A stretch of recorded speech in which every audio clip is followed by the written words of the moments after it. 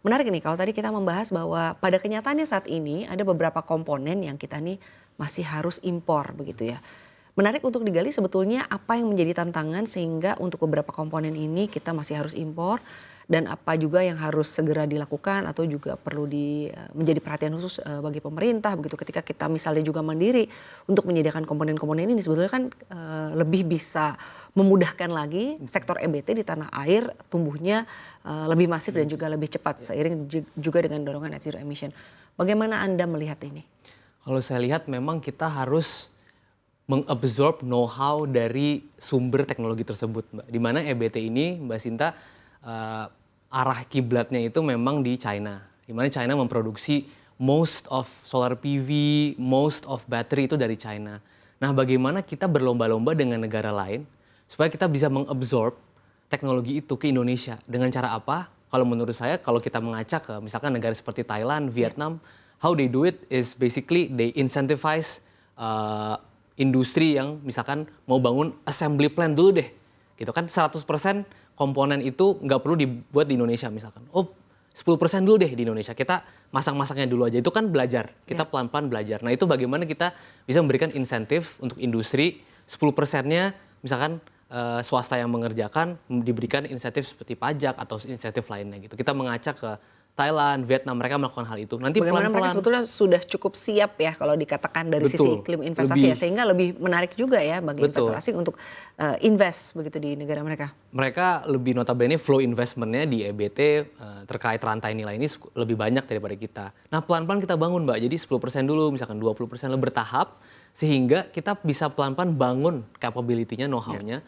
Dan yang lebih lagi SDM kita itu juga bisa mempunyai keterampilan dalam teknologi-teknologi ini. Dan jadi kan impact-nya adalah lapangan pekerjaan, kemudian investasi masuk. Jadi menurut saya multiplier ekonominya kalau kita bisa coba hitung bersama, kalau kita berikan insentif, misalkan pajak atau apa, kemudian kita hitung benefitnya, menurut saya itu benefitnya jauh melebihi in the long term ya, daripada pengeluaran untuk insentif tersebut. Baik, lalu terkait dengan perusahaan Anda sendiri begitu ya, ini sebetulnya seberapa penting sih peran dari Battery Energy Storage System atau BESS dalam mendukung proyek energi terbarukan di Indonesia ini? Sejauh ini seperti apa sih? Apalagi tadi Anda menyampaikan bahwa ya ada beberapa energi yang memang intermittent begitu ya di Betul. tanah air sehingga peran dari BESS sendiri artinya cukup berperan sangat penting begitu ya. Jadi kalau Akarta sendiri itu kami memasang reliable source of electricity yang green itu di daerah off grid, di mana kan PLN belum masuk, Mbak. Di mana itu industri yang kita jual itu industri berorientasi ekspor seperti di agrikultur, mining dan lain-lain. Di mana industri ini butuh energi yang green tapi juga reliable. Nah, kata-kata reliable ini nggak bisa dicapai kalau hanya solar PV aja, Mbak Sinta. Karena kalau solar PV aja tadi saya bilang dia intermittent kan, siang hari ada, tapi malam bagaimana gitu. Malam tidak ada energi yang diproduksi. Makanya kita bilang bahwa battery energy solutions ini atau BESS menjadi komponen utama dalam sistem kita. Di mana ketika siang hari produksi gitu ya, kita desain sistemnya ketika mereka berproduksi itu berlebih sehingga bisa dimasukkan ke dalam baterai dan ketika malam hari bisa menggunakan baterai. Sehingga industri ini mendapatkan satu mereka green energy, tapi dua reliable karena memakai BESS dan ketiga affordable karena mereka ini di off grid, Mbak Sinta biasanya menggunakan diesel fuel di mana diesel fuel ini cukup mahal sehingga kita bisalah berkompet dengan diesel fuel sehingga memberikan energi yang lebih murah juga. Jadi memang BESS di Akarta itu menjadi pilar utama dari bisnis kita.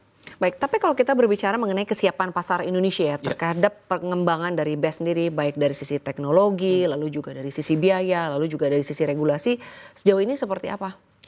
Sejauh ini memang sedang growing ya, karena kemarin juga ada peraturan mengenai pembangkit listrik hibrida yang baru keluar di Desember, di mana itu menjelaskan sistem pembangkit listrik yang dikombinasikan dengan baterai. Jadi sudah mulai shaping up karena mungkin pemerintah sudah melihat juga ini tren yang akan stay gitu ya. Tapi menurut saya masih panjang perjalanannya di mana mungkin bisa diperjelas terkait misalnya ada insentif karena memang harga baterai ini kan lebih daripada hanya solar PV saja, Mbak Sinta. Nah, kalau misalkan ada PV plus baterai, maka tarifnya kan otomatis mungkin tidak hanya PV saja, gitu. Pasti akan lebih kan. Nah, itu peraturannya harus lebih dijelaskan lagi sehingga investor bisa melihat, oh sudah jelas di Indonesia seperti ini sehingga mereka mau masuk atau jelas keekonomiannya seperti apa.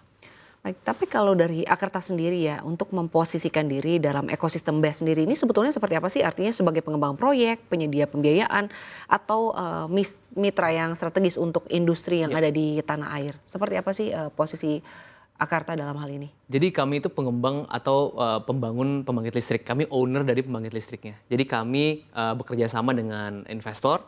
Kami membangun high quality projects tadi, di mana high quality projects ini kita cari off taker listriknya gitu ya. Jadi kita basically memiliki pembangkit listrik yang listriknya kita jual kepada industri.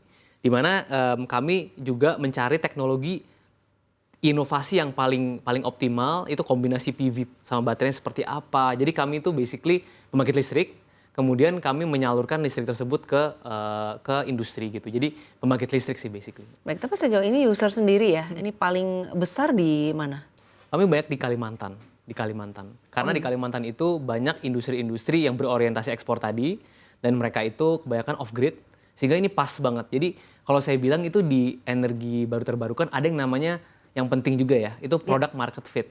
Di mana energi baru terbarukan itu punya marketnya tersendiri. Di mana menurut saya industri berorientasi ekspor itu adalah product market fit yang paling pas gitu. Karena mereka melihat value-nya sangat besar, reliable, kemudian green, mereka butuh itu kan supaya mereka mau ekspor barang Mungkin mereka. secara cost juga lebih Cost bisa kompetitif. menekan cost ya? Karena dibanding dengan diesel, diesel sangat mahal di daerah, itu bisa very very expensive dan pemerintah kita sendiri kan sudah menyatakan ingin kemandirian energi, tidak ingin impor diesel lagi. Kita impor diesel 300-400 triliun per tahun gitu. Dimana itu menurut saya merusak balance of payment Indonesia. Karena kan di tengah perang dagang ini kita mau mengurangi defisit balance of payment kita. Jadi menurut saya ini line juga dengan spirit dari pemerintah untuk mengurangi impor di tengah perang dagang ini. Jadi menurut saya lagi exciting sekali.